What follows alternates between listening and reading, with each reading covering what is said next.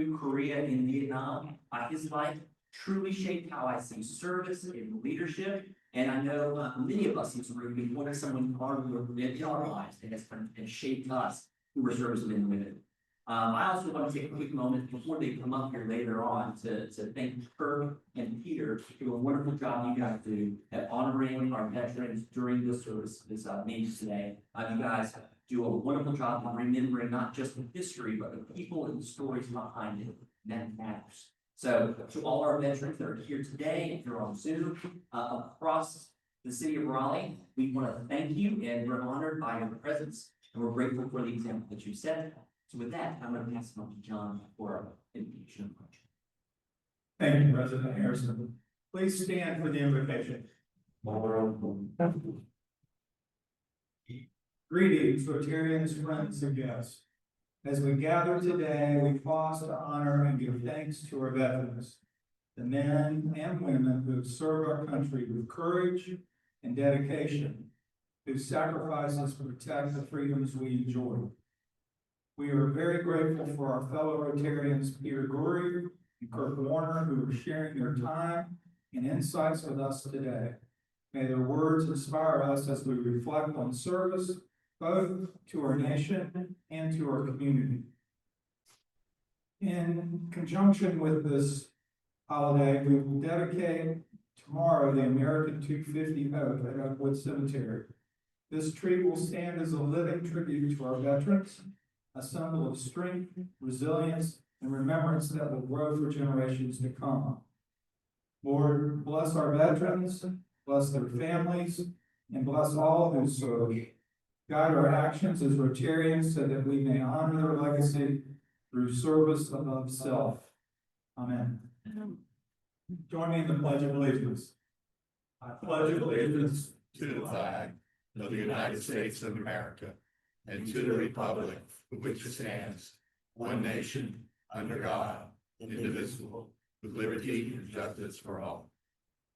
Honor of World War I. It's a long way to Tipperary. I'll holler out the word. Some of you don't know it. It's a long way to Tipperary. Forward to go. It's a long way to go. It's a long way to Tipperary. To the sweetest girl on the Piccadilly. Goodbye, Piccadilly. Farewell, Leicester Square. Farewell, Leicester Square. It's a long, long way to Tipperary, but my heart's right there.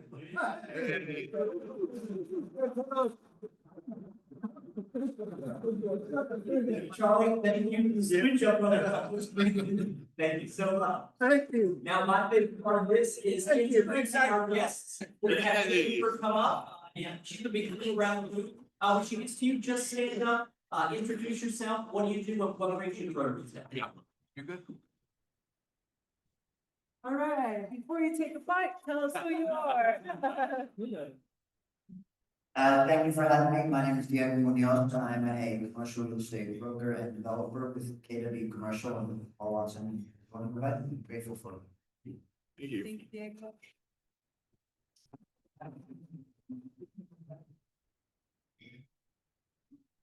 Anybody else? Hi, my name is Douglas Lyon. I'm with Rick Coleman and NC Capital Group. We do real estate investments. I'm here to support Rotary and Gourri. Hello, I'm and I do the same thing, Doug.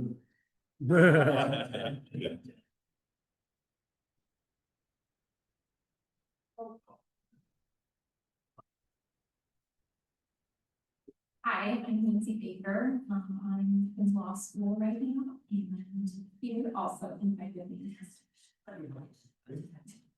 And I'm here in North Carolina because my husband's in the military. He's a F-15 pilot, Seymour Johnson.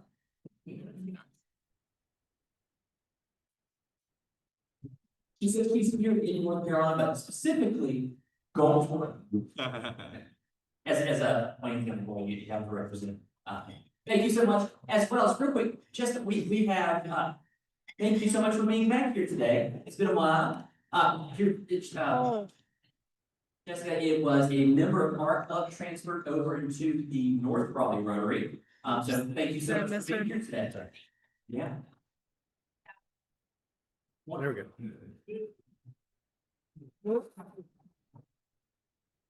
Just want to highlight positive Rotarians. We had someone last week that said, hey, I've heard a little bit about this. I'd love to get connected with it. If that's you and you don't know what we're talking about, positive Rotarians connecting 3 to 4 Rotarians outside of our meeting to get to know each other a little bit more. This past week, I met with Mike Condry and Chuck Leedy. We had a wonderful time getting to know each other a little bit more. Indeed we did, yeah, so, I mean, there's a huge value to getting to know these men and women a little bit more, so, if you're not involved with this, our next one's coming up, we'll be sending out an email connecting people, so make sure you're with me or with Linda, make sure you're involved. Next up is Diamante with a member update, and today we're getting rid of some red badges, which I'm really excited about.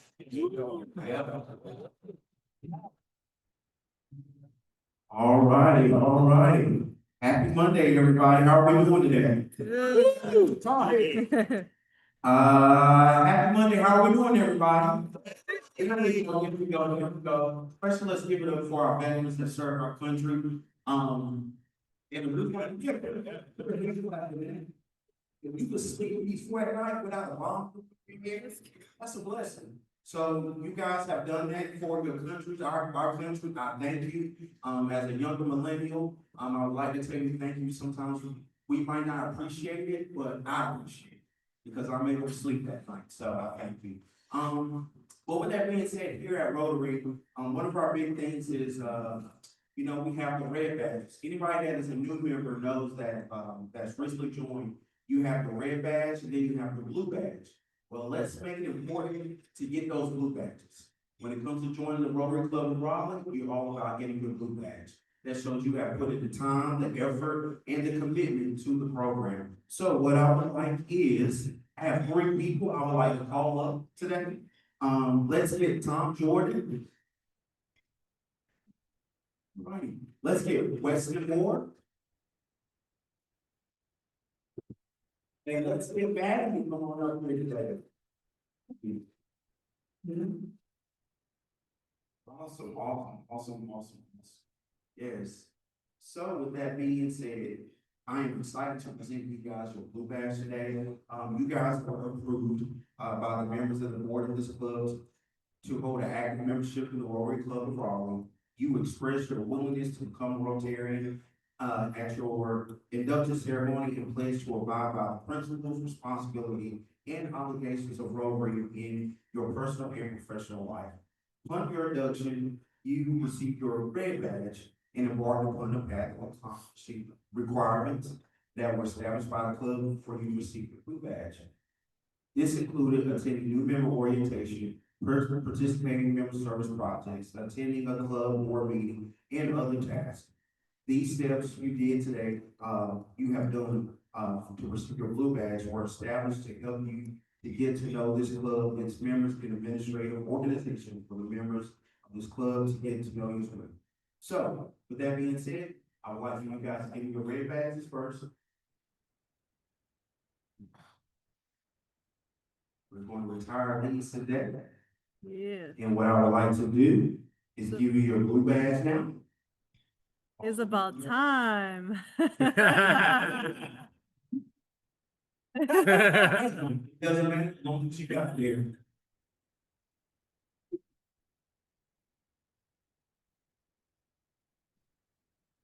Remember orientation.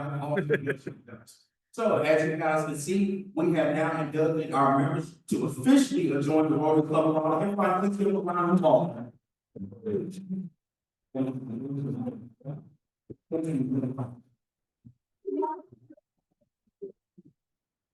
Guys, put together. Picture. They're gonna want a picture.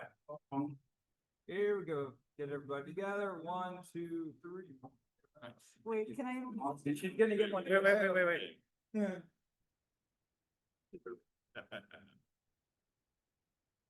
All right, that is everything, you guys, but as you are a fellow new member, you have joined the club, that is the goal to get is to get your blue badge, all righty? So we look forward to doing that more often this year, okay? Everybody have a great one and bless. Thank you, Monte. Thank you so much for that. I know we just had Tom Jordan up here, but Tom, we're gonna have him come up and speak on our service updates. Kevin is out of town this week, so Tom, as a co-chair, is gonna be providing some updates. Appreciate it.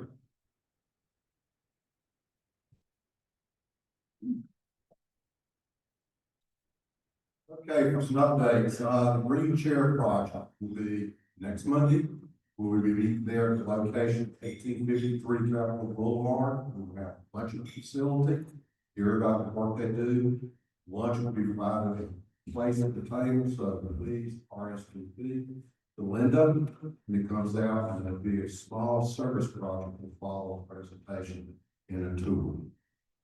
Update on the laundry basket book drive. Thanks to my colleagues and Dan Daniel. If I mispronounce this, please forgive me. Sabine Smith volunteered to help coordinate this project. And next donations are next month, in December. Thanks. And it's that time of year again to ring the bell, Salvation Army. Bell ring starts 28th November, ending 24th December at the Walmart on New Hope Road. And sign up sheet has already gone out to our member line. Thank you. Thank you so much. Really looking forward to our service project at the Green Chair. It's a little bit of a mix up, not meeting, we're meeting in person on Monday, but it's a majority service project. This is gonna be great. So hopefully you can see you all there. And one other thing that is a service opportunity that came up to us, this past week for Eric Stevens is a Western North Carolina service project opportunity. As Lisa Higginbotham came and spoke to us as the district governor, she said she had a passion for us to go out and continue to remember our fellow citizens in Western North Carolina and to help them and support them in any way possible. So we have been looking for Eric Stevens' group of Raleigh clubs have been looking for opportunities to get out to Western North Carolina. There was a project that was identified at the YMCA's Blue Bridge Assembly, which is a large assembly gathering recreation center out there that does a lot of things with churches, nonprofits. They do day camps and things like that. They have been knocked out. There's millions of dollars in damage. They're up to 40% back to running at normal. But some of the things that they're running into is some of the trails they have through their woods have pedestrian bridges that they need to be rebuilt. So this is a kind of a low lift opportunity for us to partner with other Raleigh clubs to go out there for a long weekend and to serve our Western North Carolina family. So some of the details that you'll see up here, we're looking for volunteers to assist in the following dates. Right now it's set up for December 5th through 8th. If those dates for some reason do not work, they have a backup dates between 12th through 15th. But right now, it's set up for December 5th through 8th, and we're looking for about 8 to 10 volunteers between all the Raleigh clubs. Right now, we have 4 people that have volunteered and signed up, so we're not looking for 6 people from our club. But if there are people that are interested in taking these days, 5th through 8th, and heading to Western North Carolina to serve this project, please let me or Linda know as soon as possible, because they're trying to get the final details. Lodging will be taken care of, and transportation can be worked out, things like that. But we want to make sure that we're making it as easy of a lift for everyone in this room if you're interested in going out there and serving. So just to keep an eye out for that. Moving on, John Cates with the fundraiser. Thank you, President Harris. Tomorrow's a big day for our club related to the Veterans Day celebration. We are hosting, actually partnering with several different nonprofits to make this happen. The Daughters of the American Revolution, the Sons of the American Revolution, Trees for the Triangle, and Historic Oakwood Cemetery have all come together to make an event that will be truly memorable for our veterans. So I hope that you can make it tomorrow. It's at 2:30 in the afternoon. It'll last about half an hour. It's supposed to be cold tomorrow, so bundle up.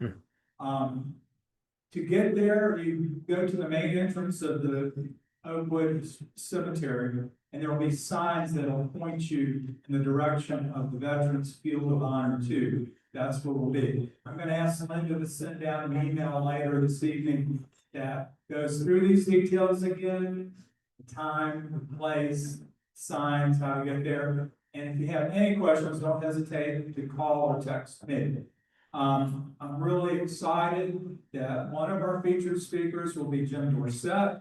He's going to speak both of the history of his family, his veterans, and also the cemetery. And also, I'm super thrilled that Surrey Roberts has agreed to give the closing remarks on behalf of the club. So thank you, sir.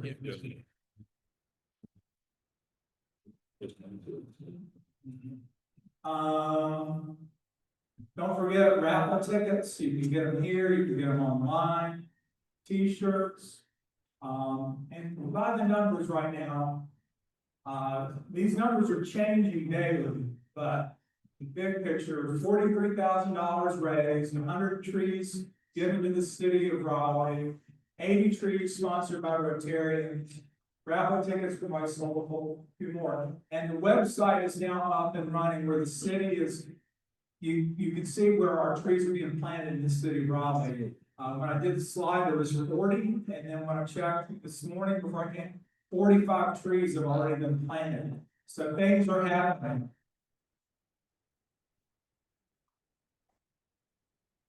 Thank you. We'll talk more about this next week, but we're going to focus on Veterans Day today. We're going to take a breath, and then we're going to go on phase 2 of the sponsorship campaign. Thank you very much.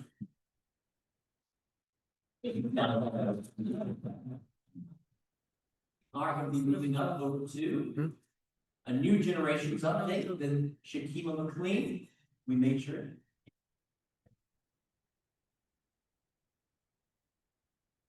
Hello, everybody. My name is Shakima McLean, and I'm just giving this slight report that our write-up applications are open, which stands for the Gourri Leadership Academy. The applications are open, so if y'all know any, they don't have to be Gourri affiliated, 11 players who have interest in leadership, mentorship, and community service, bring them on and sponsor them. They're able to attend a 3-day camp out in Oxford, away from their parents, have fun. I don't know if it's gonna be cold or hot out there, but if they could be out there, I shouldn't be hot. So they'll be out there in April for 3 days. So if you know any 11th graders, again, I repeat, they do not have to be related to the attend this camp. Send applications, we have them, fill it out. I need them a hard copy as well. So if you know any of the graders and the parents, I need those signatures, hard copy, and. So just skip right.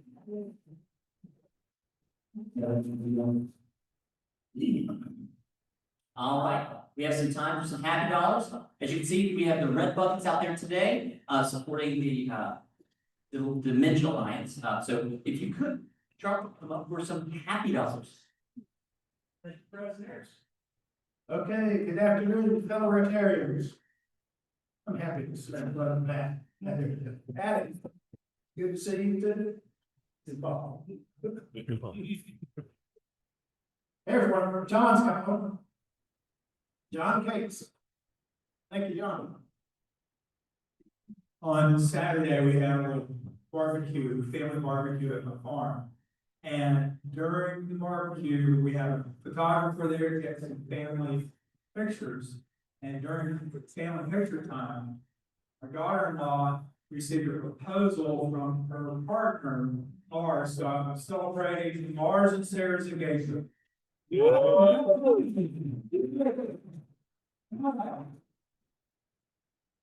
Okay, nobody else happy today? I'm happy to pass this back to President Harrison. John, appreciate you, sir. All right, moving on to birthdays and anniversaries. Birthdays, the 10th of this month, we got Jim Dorsett. The 11th is Mike Promout. Ron Garbus is on the 12th. Peach Coney is on the 13th. And there are no anniversaries. So it's the upcoming birthdays. Happy birthday to you all. We will do you a favor and not sing too loud. All right, and then our upcoming meetings, as we mentioned already, tomorrow we have our Veterans Day tree planting in Oakwood Cemetery at 2:30.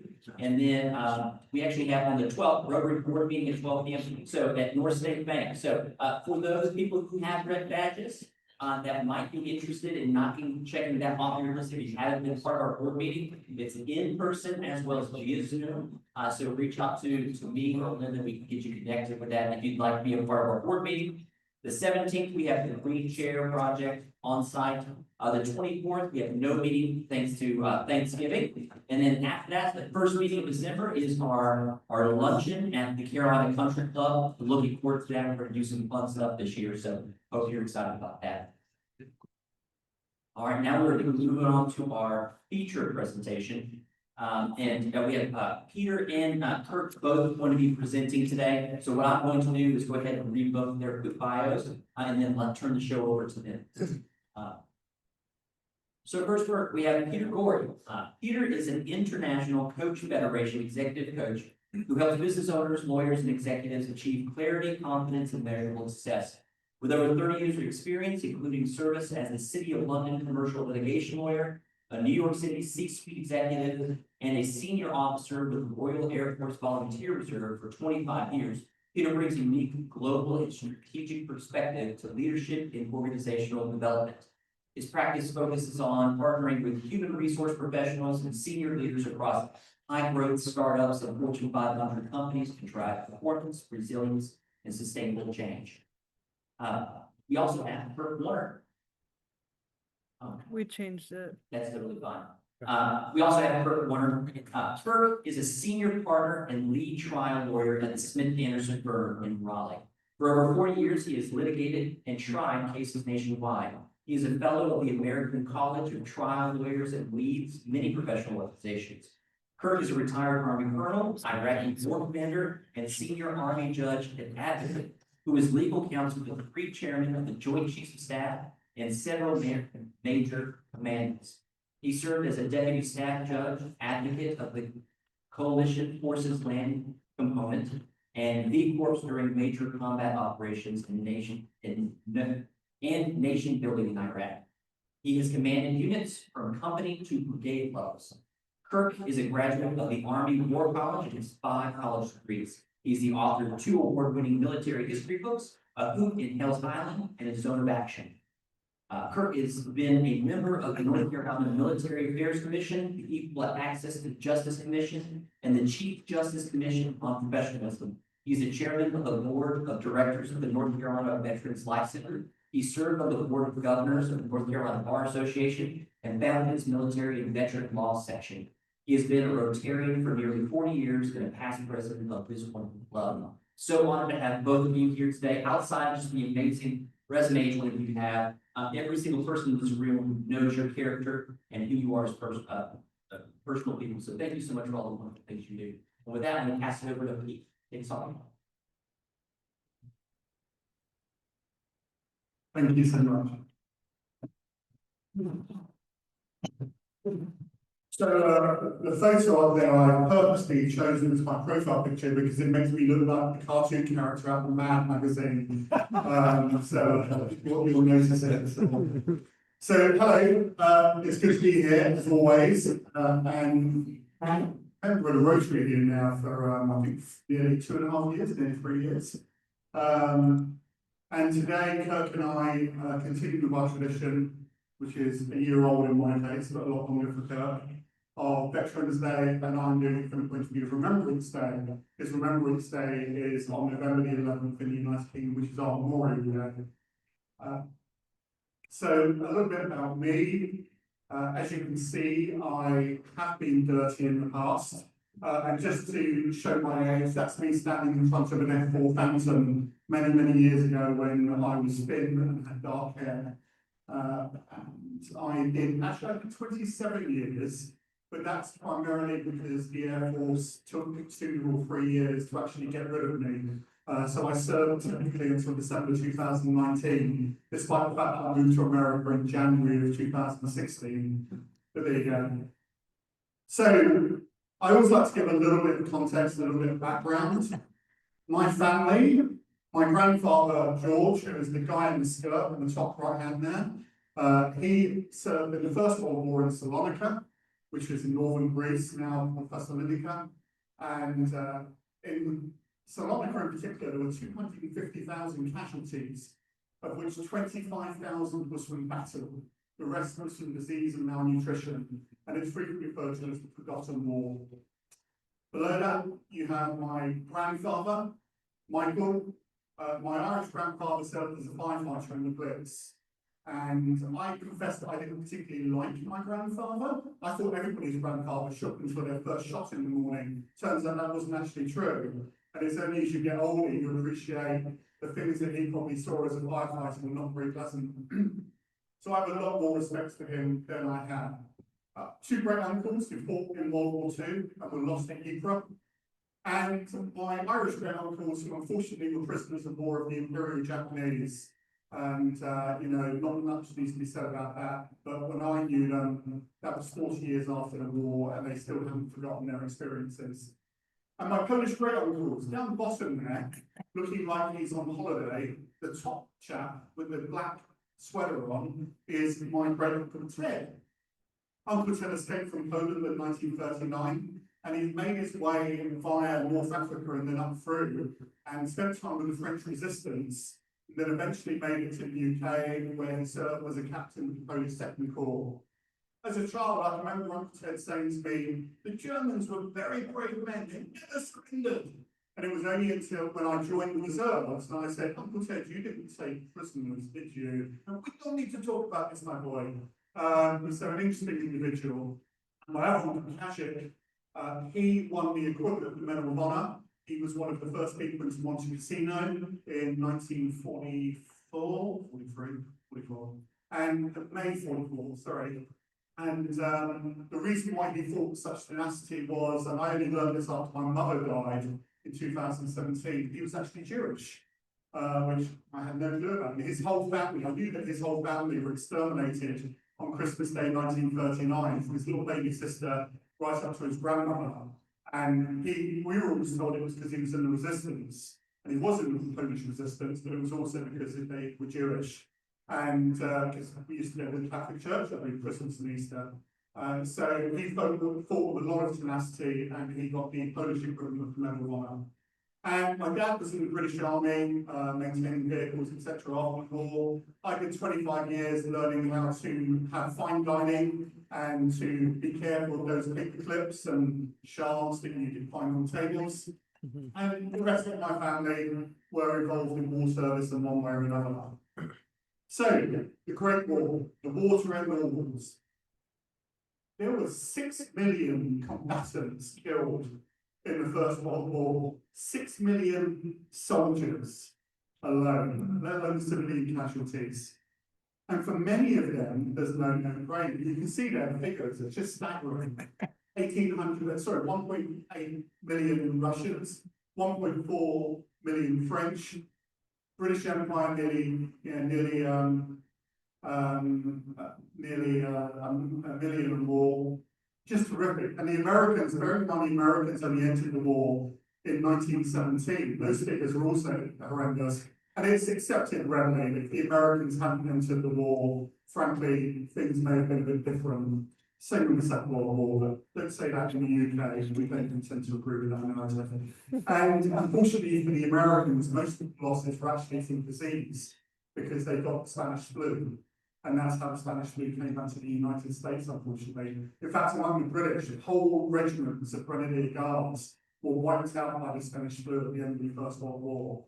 You know, whole trenches were literally decimated.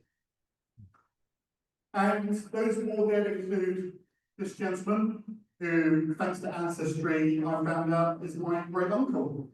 And he died 3 months before the end of the First World War. And he was aged 19 years of age.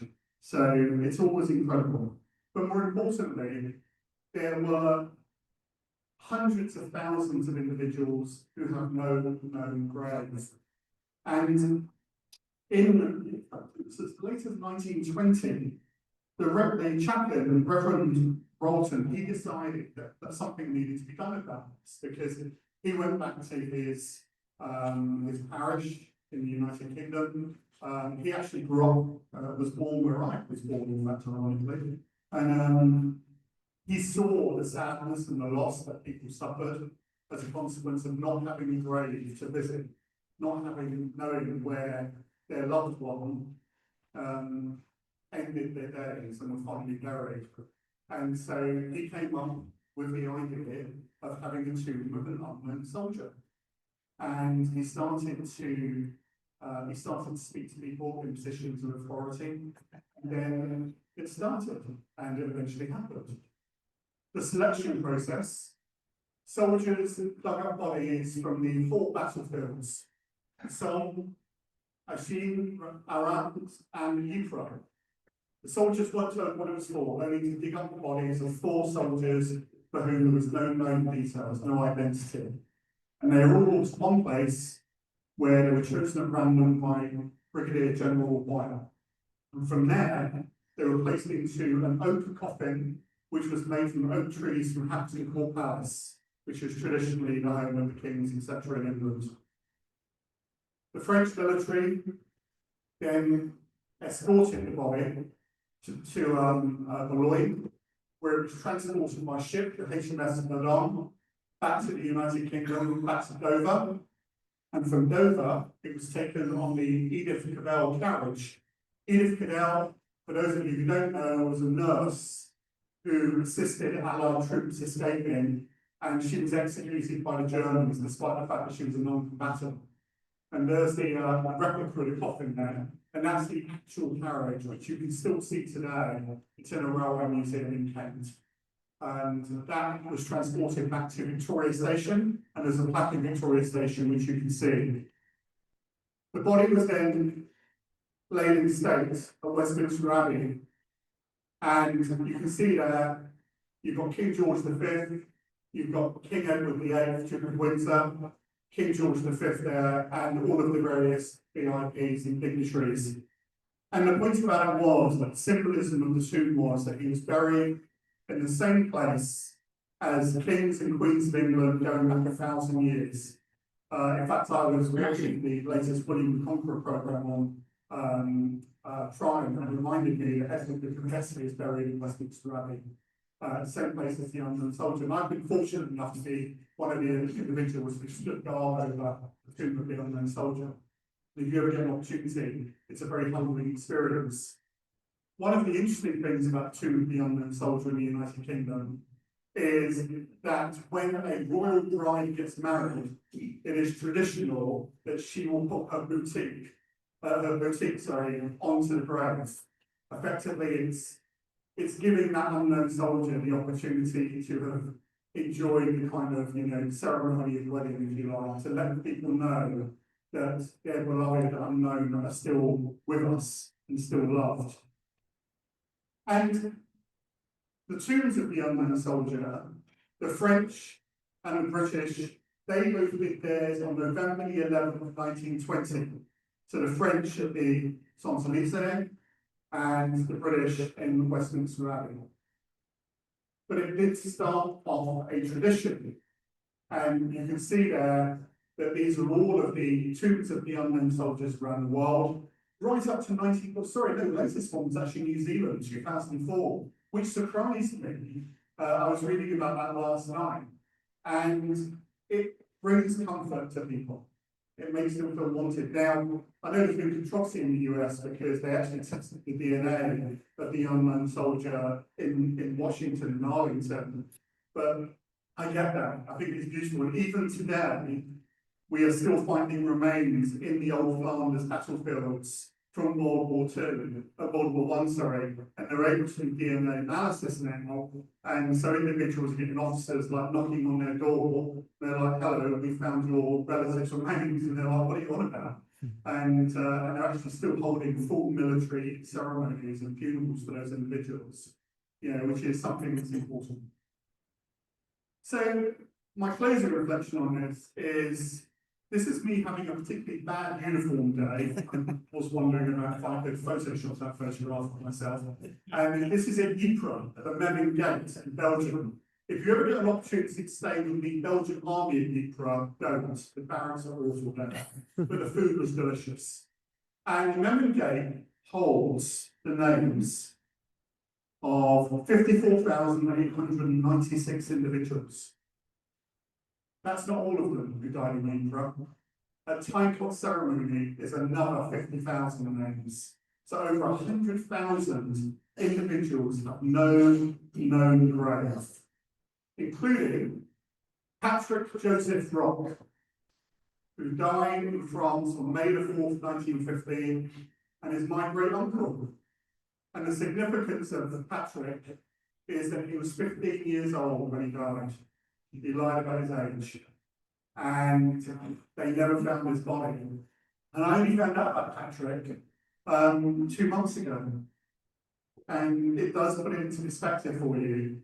And also for me, it's particularly poignant because I've actually taken part in the ceremony at the Memming Gate. And every night at 8 p.m, they play the last post at the Memming Gate.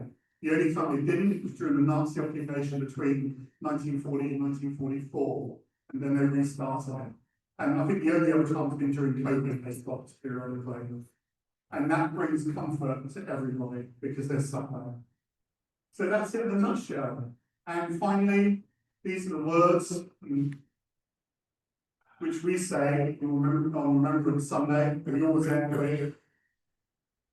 They shall grow not old, as we that are left grow old. Age shall not weary them, nor the years condemn. And at the going down of the sun and in the morning, we will remember them. So thank you very much for listening, and I hope you found it interesting.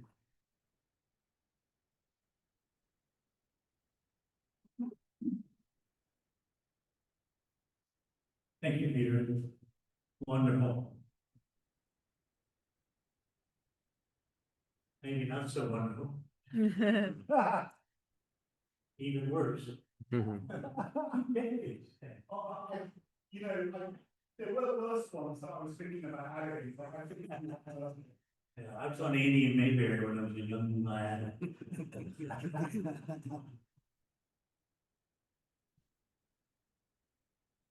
First of all, happy birthday to our Marines, 250 years today.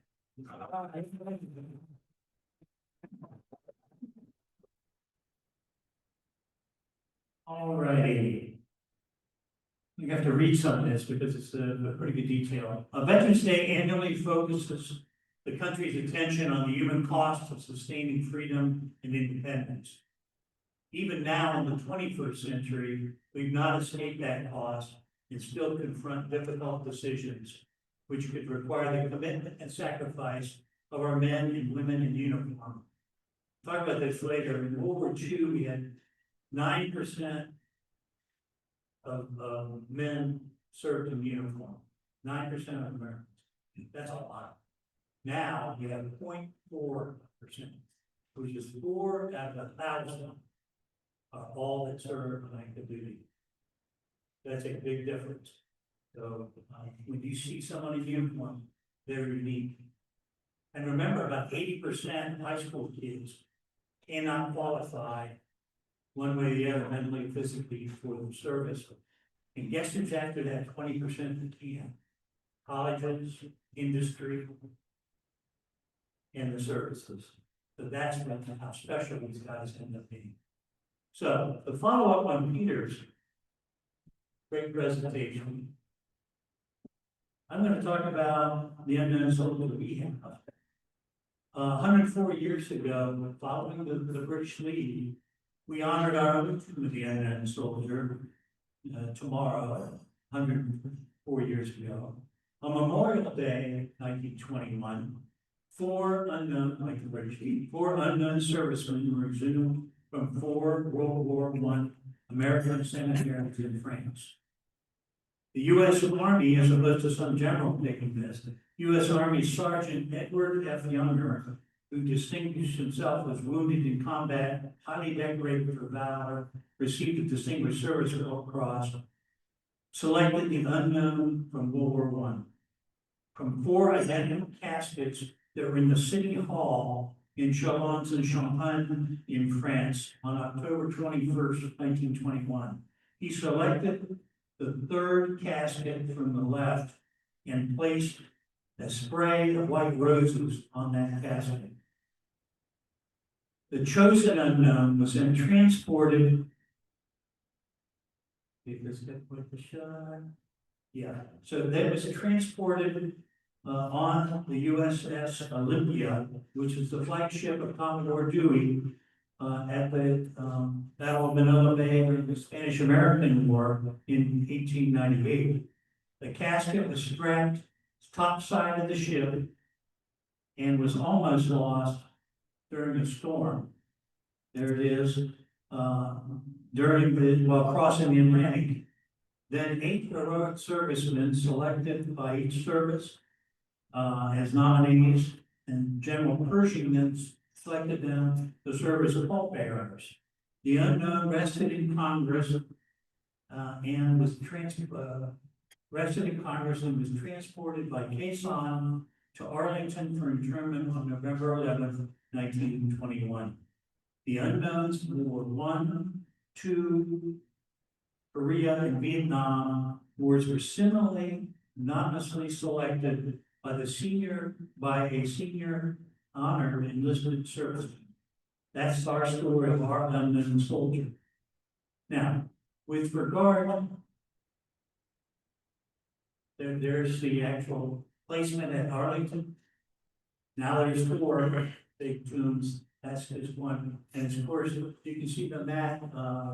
Yeah, but it's where the guys from the 3rd Guard walked up and down the 24/7, 365. That's the tomb now. So I'm going to jump up a little. Due regard to Peter's fair England, I'd be remiss if we don't talk about 250 years ago today to our own first veterans. Philadelphia Continental Congress, 1775. Tensions between Britain and the colonies continued to escalate over the issue of taxation, leading to more violent encounters between them. On April 19, 1775, the increasing violence exploded into a revolution when the British troops fired on colonial militiamen at Lexington, Massachusetts. The battles of Lexington and Concord began as a civil disturbance, but opened into conflict, into open warfare, and the vast event that was the American Revolution. 2 months later, on June 14, 1775, the Continental Congress officially took charge of the troops in Boston, giving birth to the Continental Army. June 14th being Flag Day, June 14th being the birthday of the United States Army. So this was the first time we had a united colonial response against the British enemy. This new Continental Army included 10 companies of riflemen. The first men to enlist came from Maryland, Pennsylvania, and Virginia, and by August from North Carolina. The next day, Congress voted to appoint George Washington as Commander-in-Chief of the Continental Army. That evening, delegates lifted glasses in a postprandial toast to the Commander-in-Chief of the American armies. Washington, deeply moved, sat there abashed. He then rose from his seat and with some confusion thanked the company for the honor they did him. The whole company instantly rose and drank the toast standing. This scene, so unexpected, was a solemn one. A silence followed it, as if every heart was penetrated with the awful but great events which were to follow the use of the sword of liberty, which had just been put into General Washington's hands by the unanimous voice of his country. Washington wasted no time in taking command. He devoted that evening to a committee impaneled to draw up army regulations vital to a professional army, and then took off to Boston. 8 long, strenuous years of war resulted in victory for the Continental Army. When it came, Washington had to bid farewell to his officers. He assembled them in a long banquet room on the second floor of Francis Tavern in New York on December 4th, 1783. When Washington rose, strode among their midst in his familiar blue buff uniform, they all rose with respect. Amid a breathless silence, glasses were handed around and filled with wine. Namely from North Carolina, the wine center of the university. Amid a breathless silence, glasses were handed around and filled. Washington raised his glass and with a shaking hand began to speak, his voice breaking with emotion. Quote, with a heart filled with love and gratitude, I now take leave of you. I most devoutly wish that your latter days may be as prosperous and happy as your former ones have been glorious and honorable. The officers who lifted their glasses and drank in silence. Tears welled up in Washington's eyes as if he suddenly relived 8 emotional years of sacrifice with these battle-tested men and was pained at the thought of parting with them. I cannot come to each of you, but shall feel obliged if you will come and take me by the hand. The moment was legendary, not for any fear of oratory or any feat of oratory, but for the simple, heartfelt emotion palpable in Washington's words. This is the year of anniversaries. This is in Rembrance, France, Supreme Headquarters, Allied Expeditionary Forces. The unconditional surrender lasted 10 minutes. At 2:41 a.m. on Monday, May 7th, 1945, on the second floor of the Supreme Headquarters of the Allied Expeditionary Forces War in Reims, German Army Field Marshal Jodl and Admiral Freiberg, with the authorization of Grand Admiral Dönitz, who succeeded Adolf Hitler as the head of state by his last political testament, signed the 5-paragraph Act of Military Surrender. The World War was over, at least in Europe, and for the first time in nearly 6 years, the sun set on a Europe without front lines, a Europe in peace. Darkness fell, and the lights came on again. In Washington, lights bathed the Capitol Dome for the first time since December of 1941. Although the streets remained quiet as the battle for Okinawa had become a cave-by-cave bloodbath. Federal bureaucrats, this is the perfect timing, were ordered to report to work as usual on Tuesday, lest peacetime lollygagging take root. Let me jump forward a little bit farther 80 years. Tokyo Bay, this is on the USS Missouri, DD-63. It's a great quote. For the Americans, the war had begun when the Japanese attacked the battleships of the Pacific Fleet at Pearl Harbor. Perhaps then it's only fitting that the war would officially end nearly 4 years later aboard a battleship. Sunday, September 2nd, 1945, dawned with scattered clouds that dissipated during the morning. The battleship Missouri was rigged for the surrender. At morning colors, the flag that had flown over the Capitol in Washington on December 7, 1941, was raised on the battleship's flight staff. Fleet Admiral Nimitz came aboard at 0805. His 5-star flag was broken at the main. For those who are not in the Navy, that means it was hoisted. Admiral Halsey was there and had transferred his 4-star flag to the Iowa. General MacArthur's flag was promptly broken alongside that of Admiral Nimitz. And 8:56, the Japanese delegation lifted from Yokohama in the destroyer Lansdowne, mounted the starboard gangway. As they arrived on deck, their faces expressed no emotion. Complete silence fell over the assembled multitude. General MacArthur appeared with Admirals Nimitz and Halsey. The general took his place before the microphones to open the ceremony. At his side were Lieutenant General Jonathan Wainwright, who had surrendered the Philippines in 1942, and Lieutenant General Sir Arthur Percival, who had surrendered Singapore that same year. Both had flown in from prison camps in Manchuria. The instruments of surrender were signed at 0904, September 2, officially ending the war. It had lasted exactly 1,364 days, 5 hours, and 44 minutes from the attack on Pearl Harbor. As the formalities came to an end at 0925, the sun broke through. A flight of 450 carrier aircraft, together with several hundred of the Army Air Force, swept over the Missouri and her 230 sister ships anchored in Tokyo Bay. That's the power of a generation. The fearsome cost in Europe. American soldiers bore the brunt, unlike World War I, for the Western armies in the climatic year of the war. 587,000 U.S. casualties in Western Europe included 135,576 dead, almost half of the U.S. total worldwide. The Americans, including many of our own fathers, uncles, grandfathers, had provided more than 2/3 of Eisenhower's 91 divisions and half of the Allies' 228,000 combat aircraft. 13 U.S. divisions in Europe suffered at least 100% casualties. 5 more exceeded 200%. Yet American combat power remained largely undimmed to the end. The Pacific War also came at fearful, timeless price.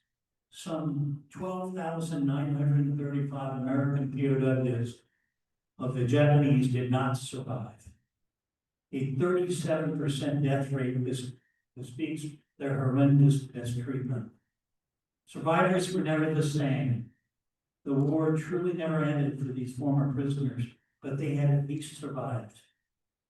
The United States suffered approximately 359,000 overseas fatalities in World War II. A total of 116,606 were killed or went missing somewhere in the Pacific or Asia. Thousands were lost and buried at sea, consumed by fire and plane crashes or vehicle explosions, or simply disappeared into the remote jungles or the mountain wilds.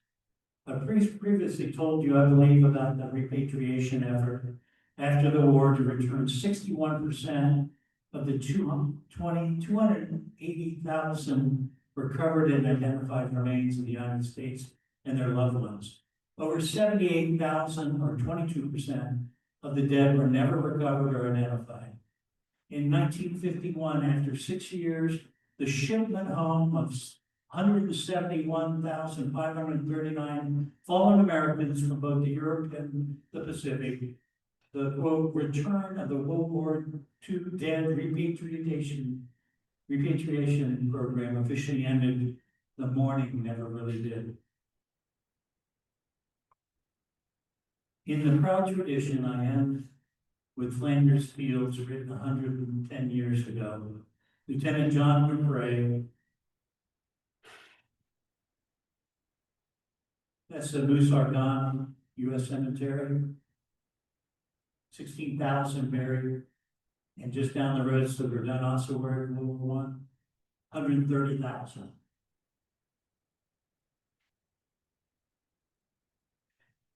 Lieutenant Colonel John McRae of the Canadian Army composed in Flanders Fields on May 3, 1915, while riding in an ambulance during the Second Battle of Gourri, within the sight of poppies blooming across the old battlefields and fresh graves. His close friend had been killed the day before.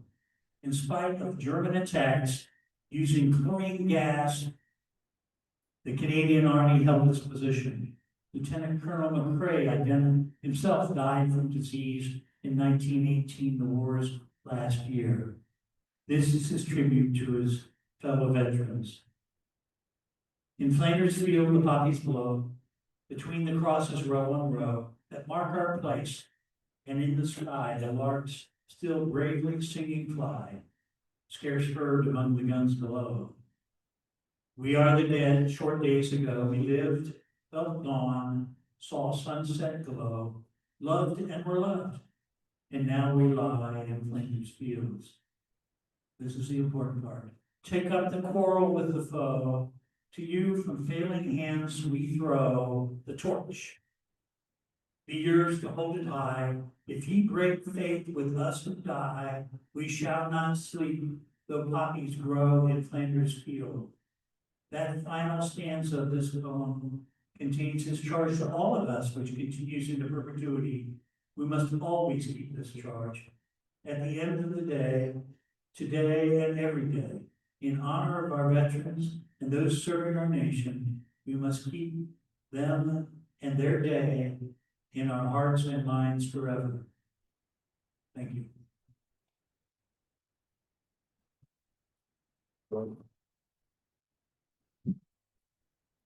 Thank you so much, Peter, thank you so much. I know I'm not the only one, but I stand here humbled by the fact that I live in a world with so much ease and convenience because of men and women who showed so much bravery, courage, sacrifice, and just commitment to a cause greater than themselves. And I thank you guys for highlighting that, and also for your shirts. And for everyone else in here who is a member of, who is either an active member, a volunteer, or has served in active military, thank you so much for your service.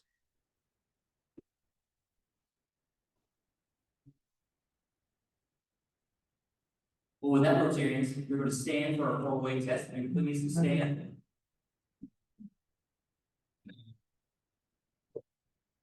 And before we do this, a reminder for tomorrow's Veterans Day tree planting ceremony. Please be on the lookout, and I hope to see you there. All the things we think, say, and do. First, is it the truth? Is it fair to all concerned? Will it build goodwill and develop friendships? Will it be beneficial to all concerned? You are dismissed. Yeah.